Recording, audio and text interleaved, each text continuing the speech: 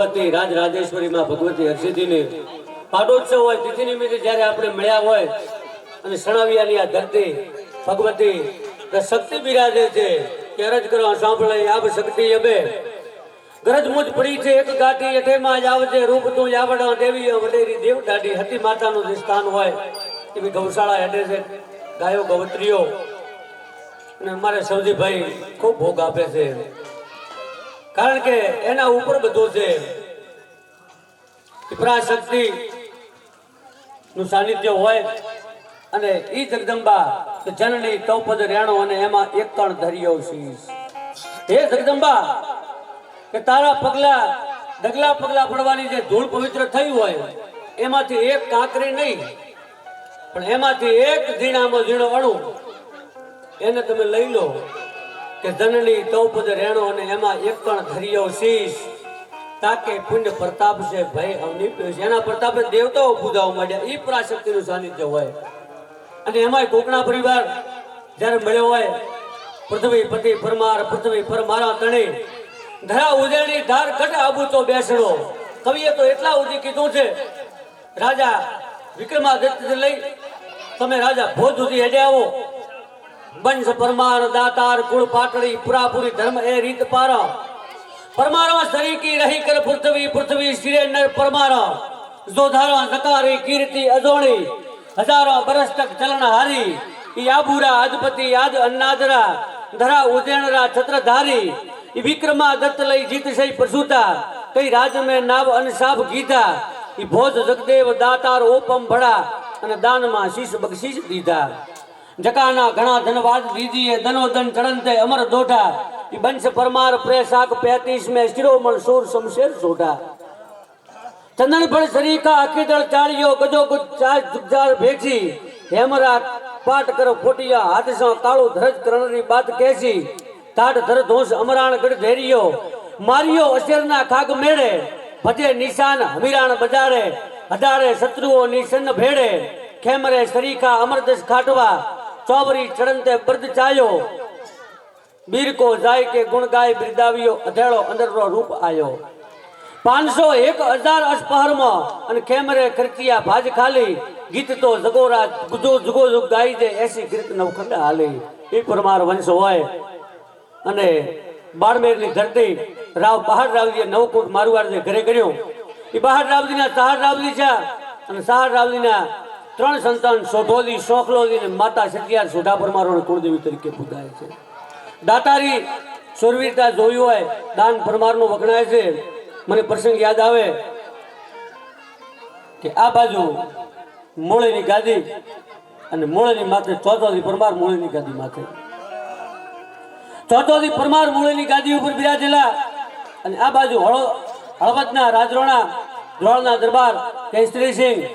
અને ચોથોથી પરમાર ગોમતીથી નાવા માટે ગયેલા અને દ્વારકાધીશના દર્શને ગયેલા અને જીવતરનો એક નિયમ લેતા વચન લીધેલો ત્રણેય ટેક લીધેલી ત્રણેય નિયમ લીધેલો ચોથાથી પરમારે એવો નિયમ લીધેલો કે મારી પાસે કોઈ માગવા વાળો આવ્યો કોઈ જાચક આવ્યો તો એને હું નિરાશ નહીં મૂકું આ બાજુ મોટા સ્ટેટના ધણી હતા એમના નિયમો છે ટેક છે તૂટી ગઈ છે ચોથાથી પરમારને ટેક છે એમને ઊભી છે આ બાજુ ધોંગધ્રા હળવદના રાજરાણાને ઈર્ષા થઈ કે મૂળી 24 નો ધણી ચોથાથી પરમાર અને એનો નિયમ તૂટે નહીં અમારો નિયમ તૂટી ગયો આ બાજુ કવિરાજને બોલાવ્યા કવિરાજને કીધું કવિરાજ કે બોલો બાપ કે ચોથાથી પરમારનો નિયમ તોડાવવાનો છે માગવાનું છે એની પાસે અરે કે પરમારનો દીકરો છે માથું માગ્યો તો માથું આપશે કવિરાજ માથું નથી માગવાનો પણ એવું કંઈક માગો કે એને મોઢે ના આપી જોઈએ અને આ બાજુ ચોથાથી પરમાર મૂળીના દરબારમાં આવેલા અને મૂળીના દરબારની અંદર ઈ કવિરાજ બોલવા માંડ્યા ધરા શીશો ધરે મરે પણ ખેદ ને મૂકે ભાગે સો નહીં લડે सूरवीर कदी न चूके निराधार को देख दिए या भाल आधार आप पर अड़ग वचन उच्चार स्नेह में करे नहीं चल दिए संग भेटे नहीं धर्म ध्यान ये धूत को तो कवि समझ भेद पिंगल कहे कि यही धर्म रजपूत को कि जिनको खायो अन्न बिगाड़ ना कब किनको जिनको सिर उपकार के बदलो दे भी इनको दयावंत दातार कवि अनको रनको सिर बिना जाय को डर लड़े डरे न जम के दूत सो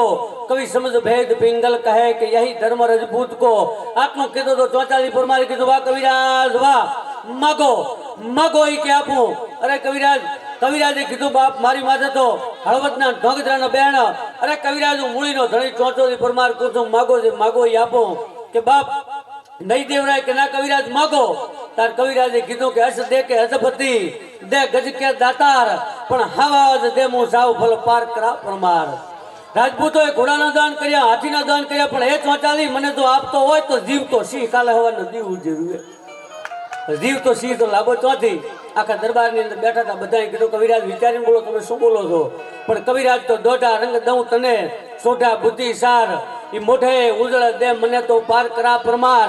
કરોડ પસાદે કવિદને લાખ પસા લખવાર ઈ મોઢે ઉજળ દે મને તો પાર કરા પરમાર. મારે તો જીવ તો સિંહ જુએ.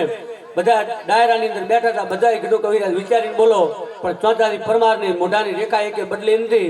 ચોચાલીએ કીધું હું તો શું આપું, પણ દાદો માંડવરાય આપે છે કાલે સવારના તમને દીવ ઉગે જીવ તો સિંહ મળી જશે. ચોચાલીએ વિચાર કર્યો કીધું તો પ્રો,